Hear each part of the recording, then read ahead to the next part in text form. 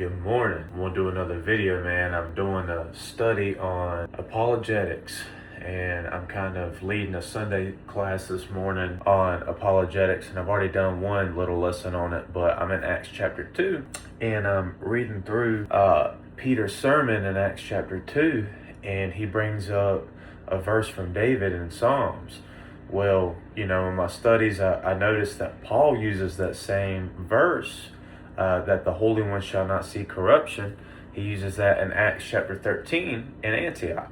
And in Antioch, that's where they were first called Christian. And my point in saying all this, Paul and Peter both use an apologetic over one verse in the Old Testament that David said about the Holy One shall not see corruption. And for all this time, the Jews thought that David was speaking of himself. But then Peter says, David is dead and buried, right? But the overall point in me saying this is that Peter brought up David, and he brought up that prophecy from David. Paul brought up David and that prophecy from David. But in this lesson that I'm going to teach this Sunday, and I wanted to share it with y'all this morning, everything that happened with David and David's prophecy wouldn't have been able to happen if it wasn't for the covenant given to Abraham. Because it was Abraham's covenant that led led God's people to the promised land. You know what I mean? So I'm looking at Genesis 15, and it's saying that the promise to Abraham is to the land, right? In Genesis 18, it says, "In the same day the Lord made a covenant with Abram, saying, Unto thy seed have I given this land, from the river of Egypt unto the great river of the Euphrates." And so I make a point, it's not about the land. It's about getting them there, getting Abraham there to start God's people, because it's always been about God's people, about God's church. And so Abraham gets to the promised land. Then David becomes king. Then David dies, but that covenant is passed to David, that through the fruit of his loins, David said all these things that were confusing, that didn't make sense, but it was because David saw the future of the covenant. David saw the ending of it. Right here in verse 25 in Acts 2, when Peter says, "For David speaketh concerning him," talking about Jesus, "I foresaw the Lord always before my face, for he is on my right hand, that I should not be moved. Therefore did my heart rejoice, and my tongue was glad. Moreover also was my flesh shall rest in hope, because thou wilt not leave my soul in hell, neither wilt thou suffer thine Holy One to see corruption. Therefore, being a prophet, and knowing that God has sworn with him to an oath, that the fruit of his loins, according to the flesh, he would raise up Christ to sit on his throne." The reason why I wanted to say that is because covenant was given to David that Christ should come through his throne. But there would never be a throne if there first wasn't a nation. And there would never have been a nation if there first wasn't Abraham. Abraham was obedient to God.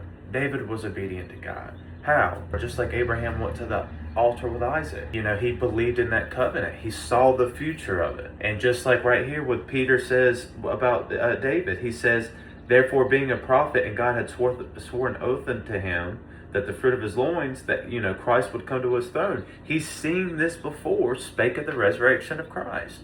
Just like with Abraham, he didn't know the promise. He didn't know exactly how God was going to spare Isaac or bring him back to life.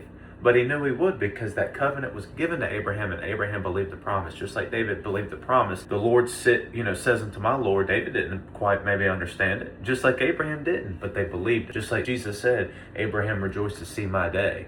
They saw Jesus. They saw the plan of redemption. Just like on the Mount in Transfiguration, Moses and Elijah show up to Jesus. Why? To prepare him for his decease of what he must accomplish in Jerusalem. Right? So they saw Jesus. Moses saw Jesus. Elijah saw Jesus. These people saw Jesus, and they saw the fulfillment of all these covenants and all these promises. But I bring all this to the table to say, God has made these covenants with man, and they've been passed along. And on the surface, in Genesis 15, it seems to be about the promised land. But then it's carried on over to David. And then David is about the fruit of his loins, that Christ should come.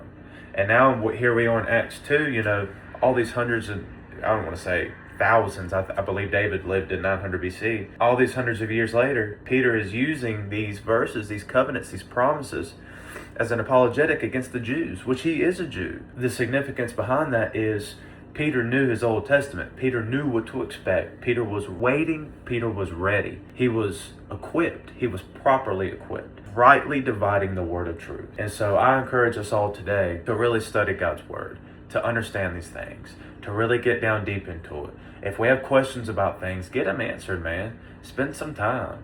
Really study these things. And I'm going to be honest, man, I'm not perfect either myself. I have lots of holes and questions myself, but the beauty of God's Word, it just draws you in every time. And I find little hidden gems each and every time I study for something. I just really encourage you all to do the same. So with all that being said, man, God bless you. And Jesus Christ died, Jesus Christ is risen, and Jesus Christ is coming again soon.